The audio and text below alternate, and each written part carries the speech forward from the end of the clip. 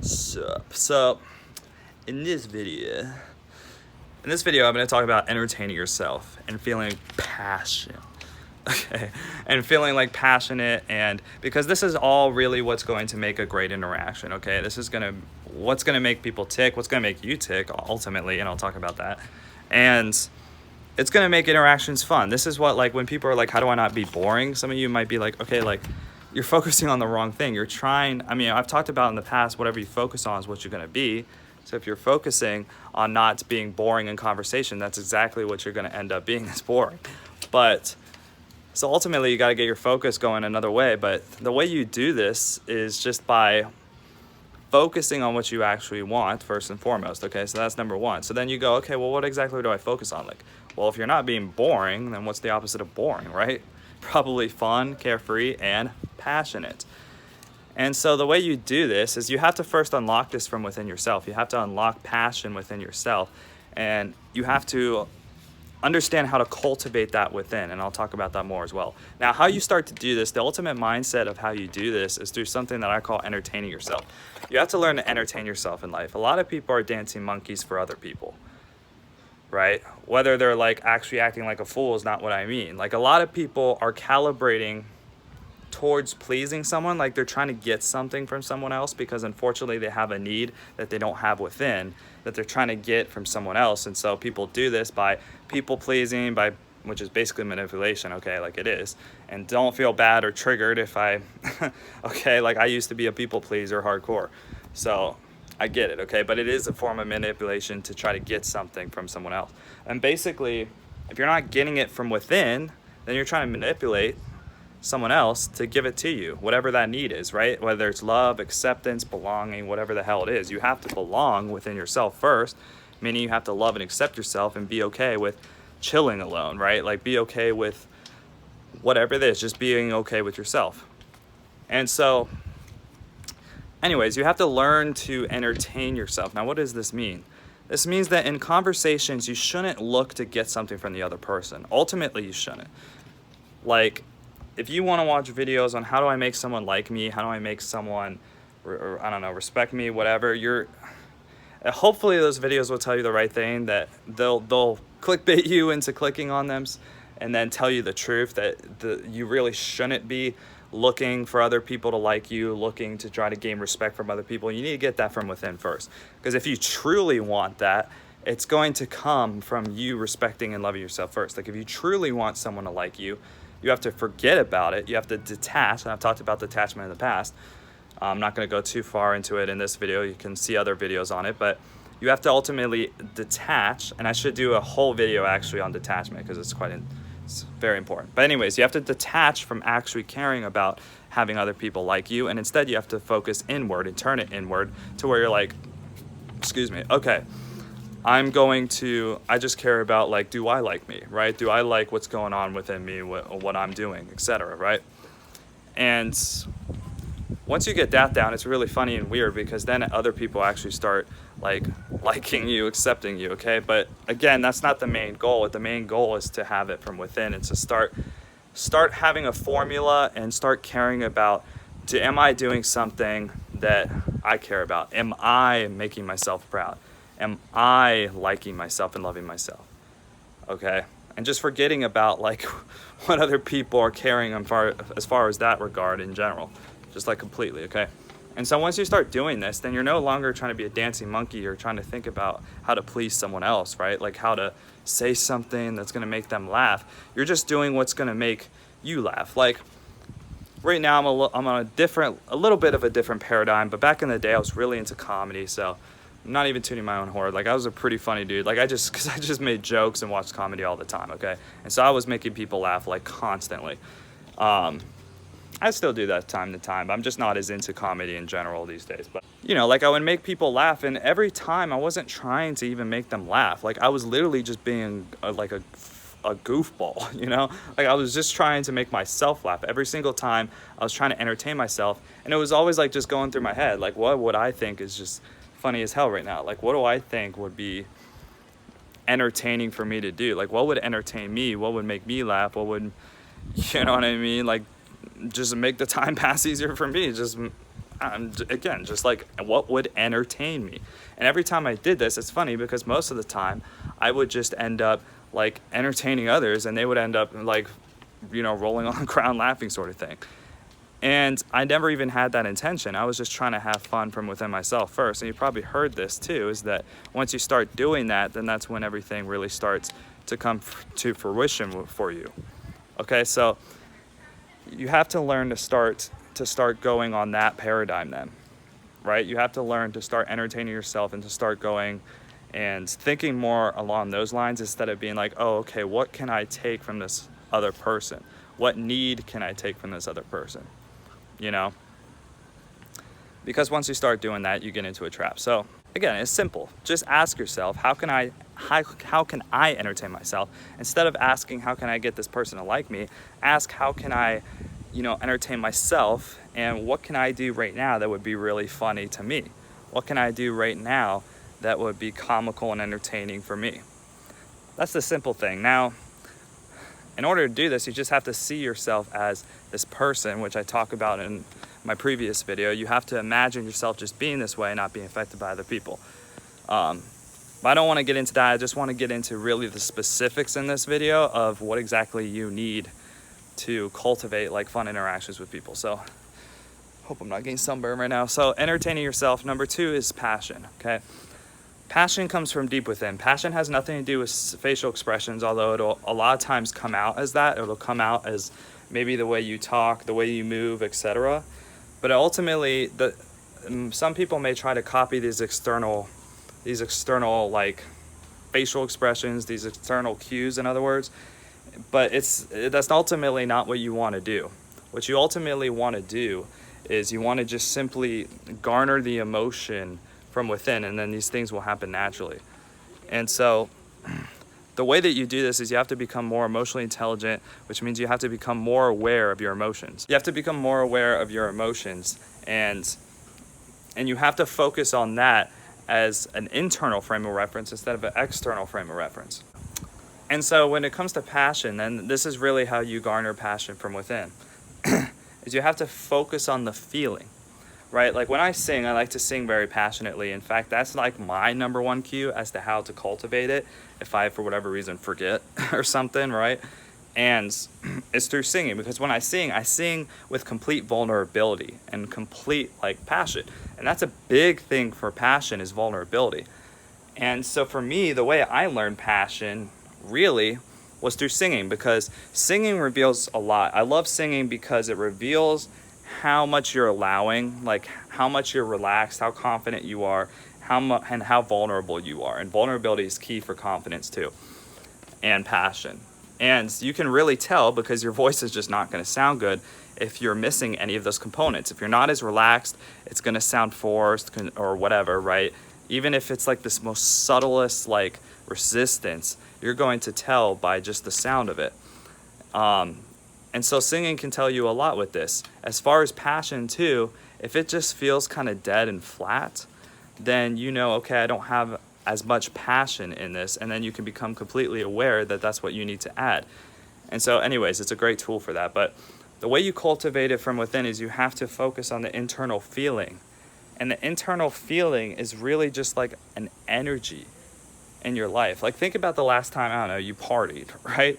Or I mean, the thing is that people get drunk to like bring this out of them, because they can't bring it out of them when they're not drunk, unfortunately, because of past experiences from being beat down by society. But so ultimately what you have to do then is remember how to be passionate again. Like imagine yourself, you just really had a gusto for life and you're really confident, you're really passionate, you just really enjoyed what you're talking about. It doesn't even have to be this intense, right? But you just like from within, you just have this and you're just like, again, vulnerable. You're getting like kind of into it. You're getting kind of emotional, depending on what it is. Like that's what passion is. Because passion's a weird thing. It's a weird emotion because it's kind of like a mix of emotions. You know what I mean? Like passion can be fear in some ways, I guess. Passion can be like anger, sadness. Drop my Post-it note. It can be a lot of different things. Like, I mean, think about, I don't know, like a metal singer or whatever. That one song is just one of those days. Like, That's said with a lot of passion, angrily though, right? So that's the weird thing about it. It's really just basically intensity. That's a good way to describe it. Vulnerability plus intensity equals passion. Vulnerability and intensity is passion.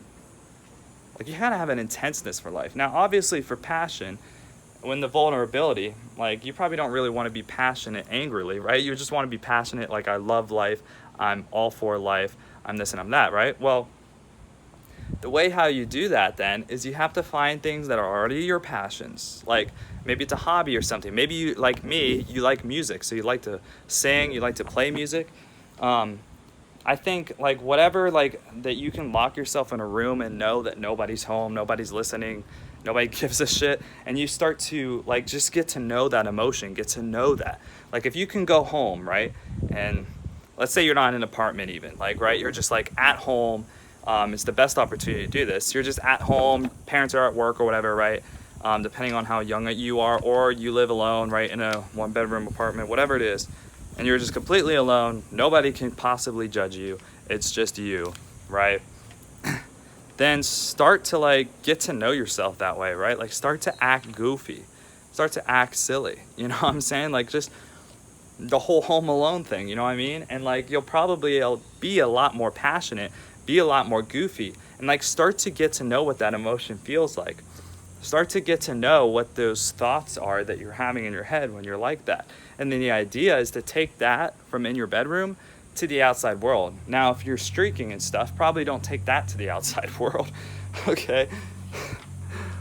But you get my point. Like, you get to know yourself. You get to know what makes you tick. For me, it's different things. Not just activities, but the way you act and be as well.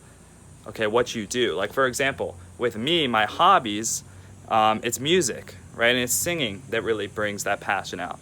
As far as acting and being, for me, a big thing in passion is, like, being goofy, being funny, just letting loose, right? Because when I let loose and I'm just not caring and everything, I have different versions, and I've talked about that before, the different versions, but one version that I've always really liked is just, like, joking around, being funny, right? Like, these days, I've had a lot of focus into mindsets, and my passion's really poured into that and educating you guys in that sort of paradigm. But a lot of it too had to do with, again, being goofy and just, like, joking around, just, like, entertaining myself, right? Just being weird, okay? And that's the thing, is, like, I have a version of myself that can be really confident, right? And really smooth and all that, but I also am a very weird guy, okay? Like, and it's about embracing all of that. Like, if you care about, like, how your relationships are going or whatever, and you try to put up this front all the time of always being a certain, like, really confident sort of dude, right, or something, or just, like, being really, I don't know, serious. Like, you see the serious ego a lot in guys, where it's just they have to have this serious front on them, right? But it's about embracing all of it. Like, letting go more of the ego, letting go more of the fact that you have to play a character, and playing different characters, I guess, is how you can think of it. Authentically, but regardless, playing different characters. Because then you have more fun, and then you also just have more experiences in life. Because however you're acting, again, it's calibrating to other people and how they're going to treat you, how the world around you is going to treat you. So again, if you're being funny, you're going to get more funny interactions, a more comedic reality. If you're being serious, you're going to get more of a serious reality, right? So, in my opinion, you should experiment with all experiences, and you should have it all, you know, not just one. And so it's really but in order to do that, you have to let go of the ego. And this is how to accept, by the way, passion. If you're wondering how it ties in, this is also how you accept passion more in your life. You have to let go of the character that you're playing. You have to see yourself as playing multiple characters. Kind of like an actor in a movie, except, again, it's authentically what you want to do. And how you get to know, again, your passion authentically is you just, like, see how you act in your head. Like, how do you truthfully act in your head? Like, when you imagine yourself just not giving a shit and having, like, this lucid dream mentality of just, like, acting like you're in a lucid dream, right? And you're just doing whatever the hell you want, acting how you want. like, how are you acting? Right? Are you just being goofy? Are you being weird? Are you being completely confident and just going for it? Like, how are you acting? Because that right there is your authenticity. And the beautiful thing is anybody can discover their authenticity pretty easily by just accessing their imagination. Like, whatever you imagine yourself to be is what you want to be. Now, for me personally, whatever I'm imagining myself to be is what I am in real life. However, what I've learned from other people is I don't think they're doing that. I think a lot of people they imagine themselves to be a certain way, right?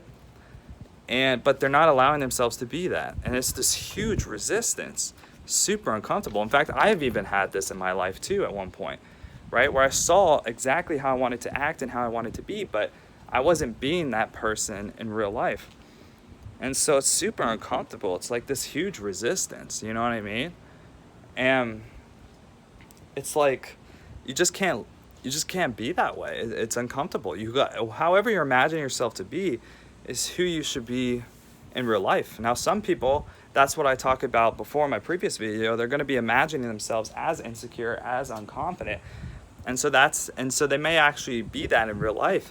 But that's the beautiful thing about this, is if you're someone who's always seeing yourself in interactions as insecure, unconfident, and then you're actually being exactly what you're imagining in real life, congratulations, actually, because you have the keys already to transform that. If you just simply change your imagination, how you see yourself, how you expect to interact in social situations, you'll be a god. Like, if you just simply start, instead of imagining yourself and expecting yourself to come off as negative Nancy or come off as unpassionate, whatever it is, and you change that to being passionate and confident, bro, then you'll start to see that in your real life. So again, I hope this video was helpful. Really, and how I like to think about it too is just party, man. Like, see life as just one big party. Don't take it seriously. The lucidity is important. Like, in order to see life as a lucid dream, you have to unlock the third eye chakra.